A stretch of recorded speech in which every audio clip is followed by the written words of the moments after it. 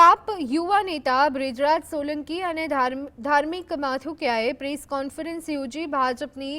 IT team પર AI દ્વારા બનાવેલું ફેક ઓડિયો વાયરલ કરવાનો ગંભીર આરોપ લગાવ્યો। બ્રિજરાજ સોલંકીએ જણાવ્યું કે વાયરલ ઓડિયોમાં તેમનો અવાજ નથી અને થર્ડ પાર્ટી એપ દ્વારા તે સ્પષ્ટ થઈ ગયું છે। તેમણે ચીમકી આપી છે કે 24 કલાકમાં આ ફેક ઓડિયો ડિલીટ ન કરાય તો તેઓ કાયદેસરની કાર્યવાહી કરી હાઈકોર્ટ અને સુપ્રીમ કોર્ટમાં જશે। તેમણે આશંકા વ્યક્ત કરી કે ભાજપ આગામી દિવસમાં આવા નકલી ઓડિયો વિડીયો દ્વારા તેમના ચરિત્રને ખરડવાનો પ્રયાસ કરશે, કારણ કે ભાજપ આમ આદમી પાર્ટીથી ડરે છે।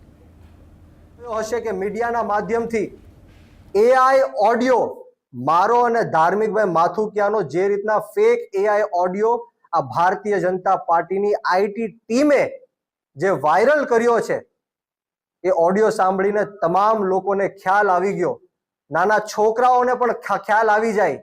કે અવાજ મારો નથી, આ બનાવટી ઓડિયો